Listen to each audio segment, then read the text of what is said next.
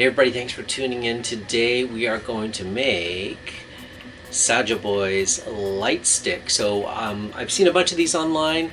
Most of them don't light up. The ones that do, sometimes they're a little bit more complicated. Definitely a little bit more expensive if you've never done electronics, because if you want to maintain the size of the handle, you're talking maybe special batteries, lithium ion, rechargeable, etc. So I was thinking, is there an easier way to do this? So I came up with a really simple way to make your own light up Saja Boy light stick. So I'm going to have a link to the files in the show notes. You can find it on my Cults 3D page. I just think this one's fairly easy to make, fairly easy to print, and you can assemble one with the lights and everything in maybe about 15 minutes if you just practice a little bit, right? So let's get right to it, and Saja Boys forever. Alright, so here's everything you're going to need to assemble your Saja Boys light sticks. So you're going to need your 3D printed parts. This is the pentagon frame, this is the upper handle, and this is the lower handle, or bottom handle. You're going to need the buttons. So there's a button and a button pusher. Right, so that's important. You might want to print those in a separate color if you want the red to look like, you know, how it's supposed to look. And then you're going to need two of the lion head panels, right? So I've just included them. It's sort of all joined together as one model. If you got a multicolor printer, you can just select the paint function. For example, on Bamboo Labs, Bamboo Studio, you can basically tell what layer height you want the colors to change. So you could print red first and then black second. Conversely, if you've got an old school printer, you can stop the G code at a certain point, or you could actually pause the printer and switch filaments. That's totally up to you how to do that. Even if you don't have a multicolor printer and you don't want to fuss with that, print it in red, use a black paint pen, that works too, okay? You're gonna need some 1-inch, what's this called, like fiberfill, like the stuff that you use for quilting. You can also use that sort of really, really soft, flexible packing foam. You're basically using that to diffuse the light that's gonna come in a second. So something that'll help diffuse the light. And yeah, moving on to the next, let's do all the parts and pieces first, then we'll get some tools out of the way. This is a LED light string, and I'll send, or I'll include an Amazon link for it. So can't guarantee they keep making these, but these seem pretty common. They're like used for weddings and stuff like that, for tea tree lights and stuff, okay? And I would go for the cool white version if you can find that, okay? And the benefit of doing it this particular way is it doesn't require any soldering, and you can actually take this out if the batteries die and replace them, okay? You're gonna need 2 screws. So these are 440 screws, and that's an imperial or standard size. They're 3/8 of an inch long. You can probably use like 3mm as well too. I don't have any 3mm screws right now, so can't tell if they fit, but if you've ever done anything with 3D printing and screws, you know that you can probably drill out the holes a little bit and insert a slightly bigger screw, okay? You're gonna need 3 short pieces of filament. That's for joining these 2 parts together. And then onto some of the tools, you'll need a hot glue gun, a pair of scissors, some little side cutters, piece of sandpaper. You're gonna need a clear piece of plastic.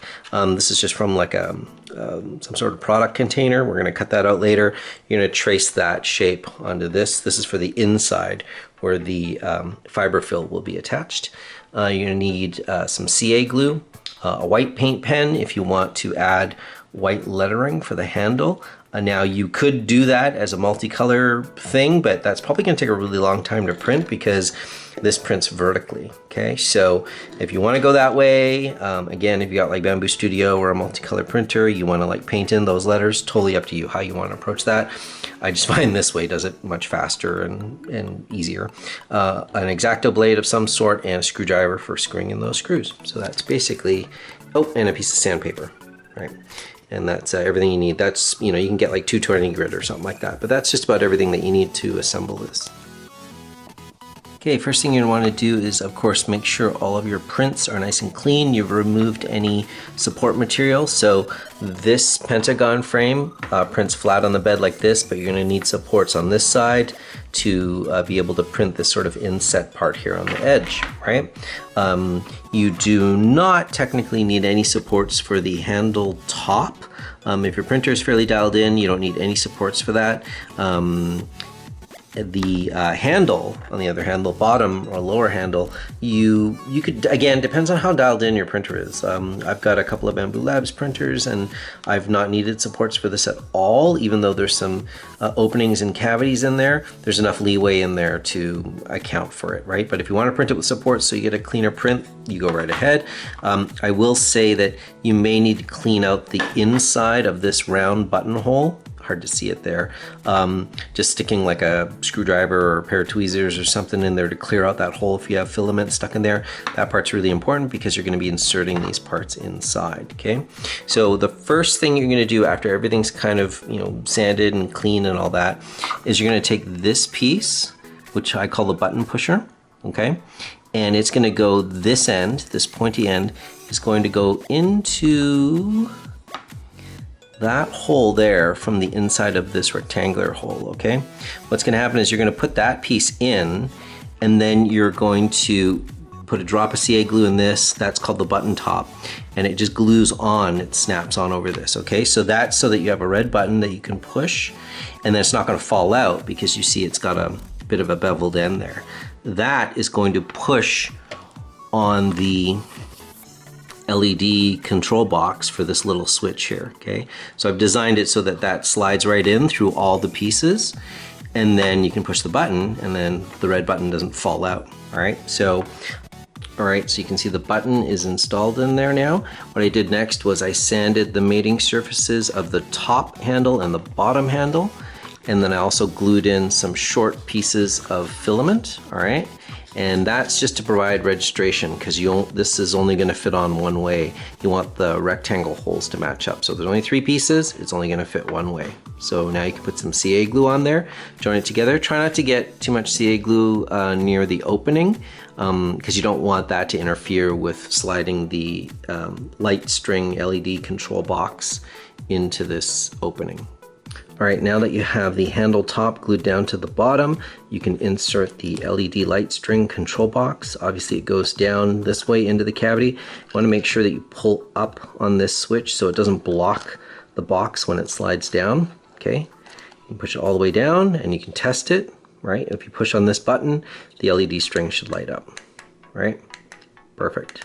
Okay, and I haven't had a problem with this, but depending on the tolerance of your printer, if you're worried about this jostling around or coming loose, I haven't really had that problem. But if you're worried about that, I just found this little piece of like packing foam or whatever, and you can just stick that in there, and that'll just prevent things from moving around because you're going to be assembling or putting the pentagon frame on top next. So this is the next piece.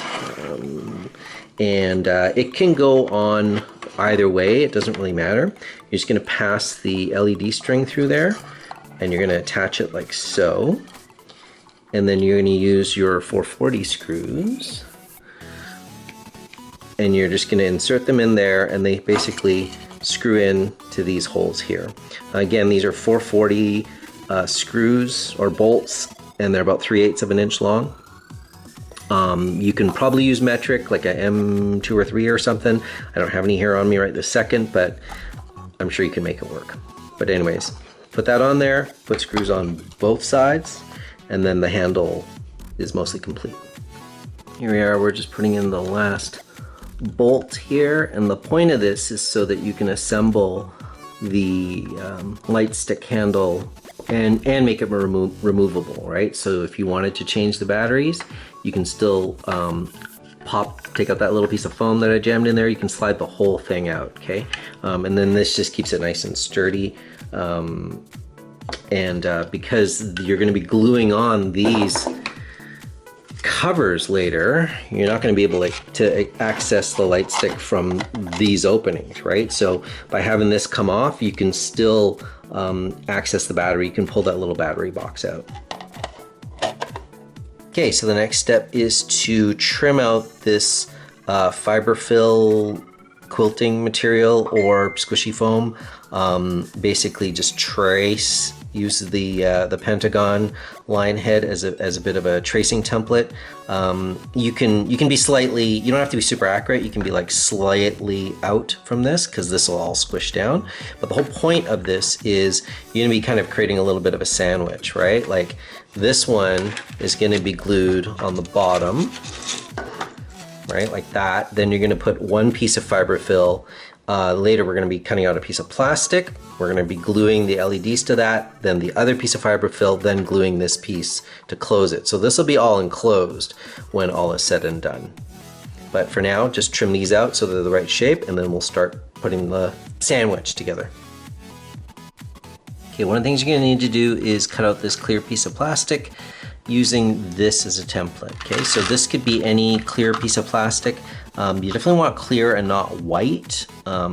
So whatever, like a takeout food container or just something that came with some packaging. It doesn't have to be very thick, it just needs to be able to hold the LEDs on because we're gonna be hot gluing those on. So use that as a template, put it down, trace it with a Sharpie, and when you cut it out, you can cut ever so slightly inside of this. It doesn't need to be like super exact, but you wanna get the shape decent enough that it's gonna fit into the sandwich. Okay, the next thing we're gonna do is glue this red pentagon into the back of this pentagon frame. So you just need to put a few drops of CA glue along the inside of this valley and then put that piece in with the black side, obviously facing out, okay? Once that's done, we're gonna flip the piece over.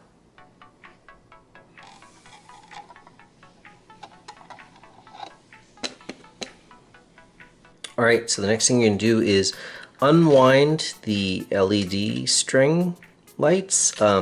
It might get a bit tangled, but it's okay, just take your time. Untangle it, get it out of the way.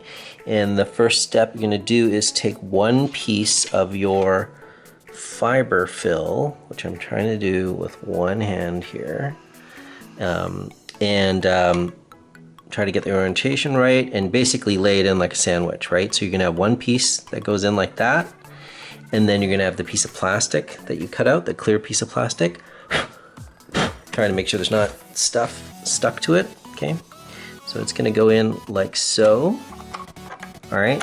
And then what we're gonna do is we're gonna just use our hot glue gun and start gluing in this LED light string onto this piece of plastic in like a circular pattern, okay? So I would go up to the middle and then kind of start winding it around like this.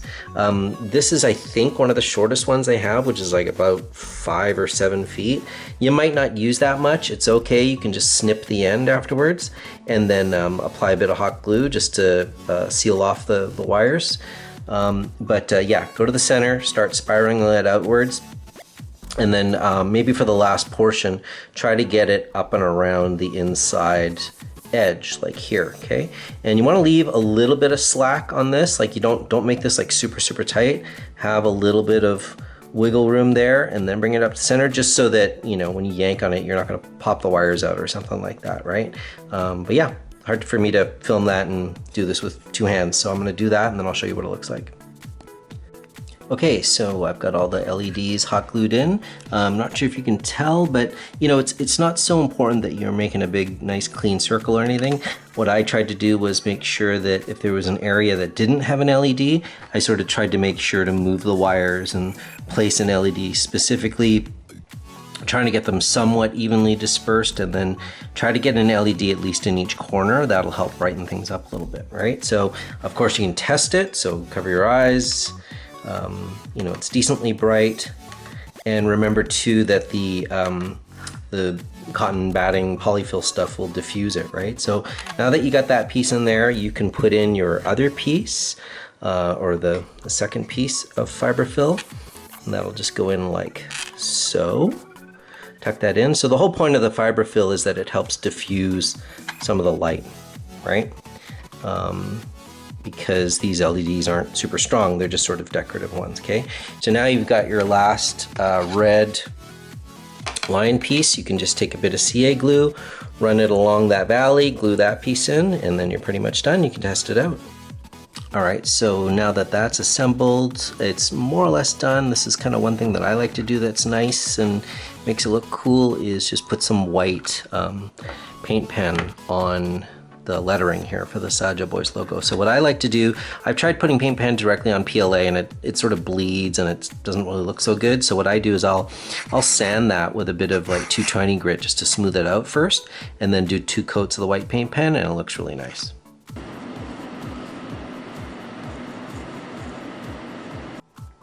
All right, so there we go. It's all done. 2 coats of acrylic paint pen. Just put 1 coat on, let it dry, put on a 2nd coat. You get nice poppy bright white letters there. And I'll just show you, this is, I'm really close to my patio right now, so it's way too bright over there, but I'll bring it over here into the living room. And yeah, you press it once, it flashes fast. Press it once again, it goes slow. Press it again, it goes solid. So I'm really happy with the way that turned out. I'm sure those will be fun for sing-along events or whatever, conventions and stuff, but that's just a really easy way to make a light stick and still make this one serviceable. I've got a second model that's a Huntrix one, and it's not serviceable, but in terms of replacing batteries, but the batteries last really, really long, according to the keychain light manufacturer on that one. But this one, they're sort of, I think the life on these batteries is like you could keep it on for like 72 hours continuous, which is pretty good. I don't think you're really going to have it on that long, but the benefit, of course, you can just unscrew those screws on the handle, take it apart, and you can change the batteries. So there you go.